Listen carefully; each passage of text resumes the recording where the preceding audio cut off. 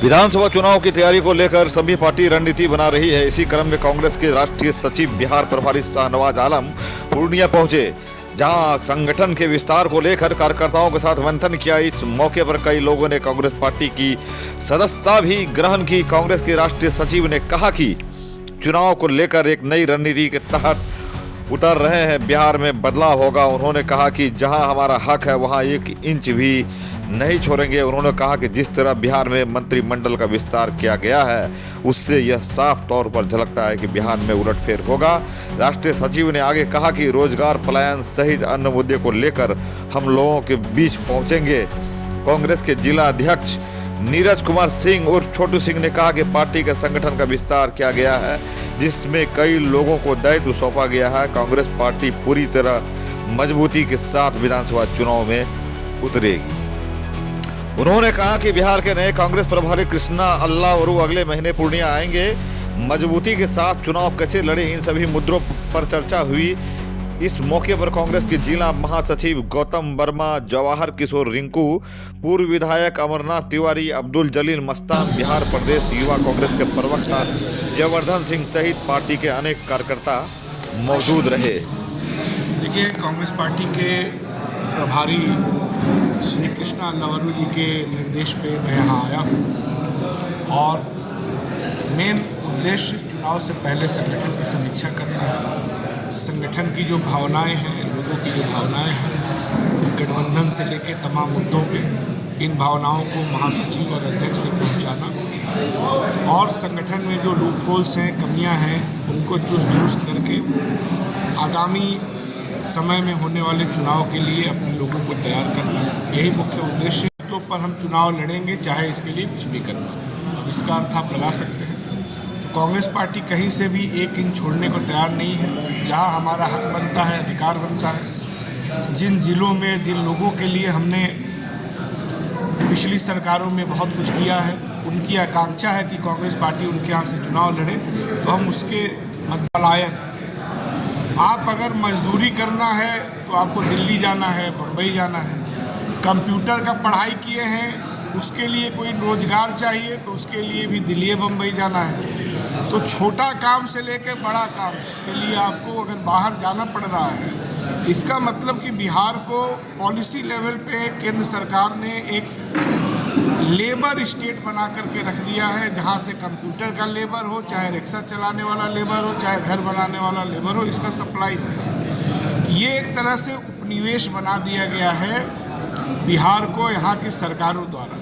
इस नीति को बदलना है, पलायन को अगर ख़त्म करना है तो यहाँ पे कांग्रेस पार्टी को मजबूत करना पड़ेगा, उसकी सरकार बनानी पड़ेगी। क्योंकि हमने अतीत में ये करके दिखाया है कि यहाँ पलायन रुक सकता है। जब मनरेगा बहुत बेहतर तरीके से चल रहा था तो अखबारों में ही ये खबर छपी है कि पलायन रुक गया और पंजाब के किसान लग्जरी बस लेके आते थे मजदूर खोजने, उनको मोबाइल का, पैसा का लालच देते थे कि आप हमारे यहाँ चल के मजदूरी करिए, लेकिन वो नहीं जाते थे। क्यों? क्योंकि मनरेगा ने उनको अपने गाँव में काम दे दिया। तो पलायन एक ऐसा मुद्दा है जिसको कांग्रेस पार्टी हल करना चाहती है, पहले भी की है, इसीलिए हमारा सबसे बड़ा मुद्दा होगा। दूसरा बड़ा जो मुद्दा है वो सामाजिक न्याय का है, सद्भावना का है। सोशलिज्म के नाम पे, समाजवाद के नाम पे किस तरीके से जदयू ने धोखा दिया है प्रदेश को, ये भी सबके सामने आ गया है। और अब तो नीतीश जी की सरकार भी नहीं रही। कल जिस तरह से शपथ ग्रहण हुआ, मंत्रिमंडल का विस्तार हुआ, उसमें 7 मंत्री तो जेडीयू के नहीं हैं, वो तो सब भाजपा के हैं। जेडीयू का एक को नहीं है उसमें। इसका मतलब कि कल जो जेडीयू की सरकार थी उस पे कल भारतीय जनता पार्टी ने कब्जा यहाँ कर लिया है।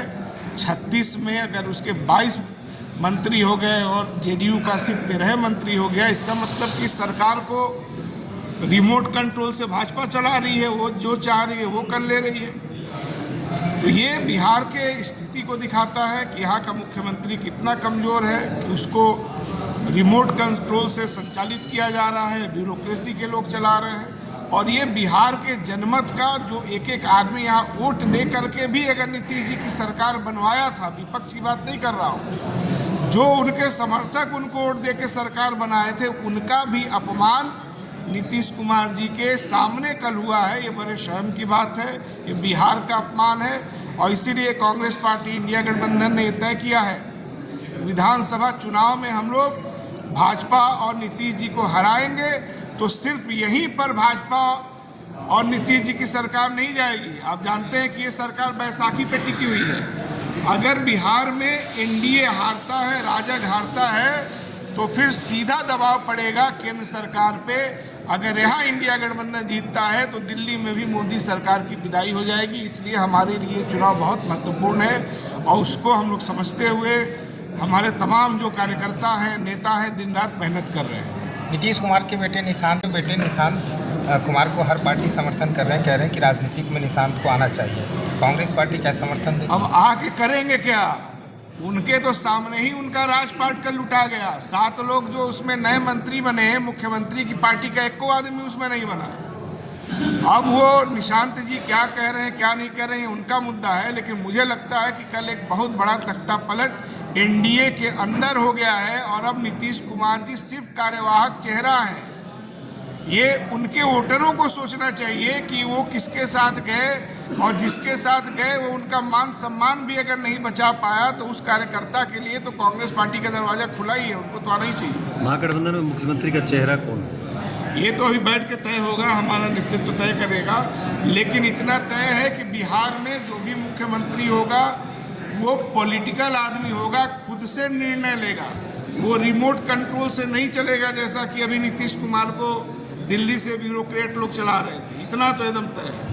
पूर्णिया जिला में भी संगठन नए संगठन आप कुछ लोग ज्वाइन कर रहे हैं। आज ही देखिए ट्रेड यूनियन के बड़े नेता ज्वाइन किए हैं, यादव महासभा के लोग ज्वाइन किए हैं। कांग्रेस पार्टी का कुनबा तो बढ़ता जा रहा है। कांग्रेस ने हर समाज के लिए कुछ ना कुछ किया है, इसलिए जब समाज संकट में होगा तो सारे लोग कांग्रेस पार्टी की तरफ ही देखेंगे।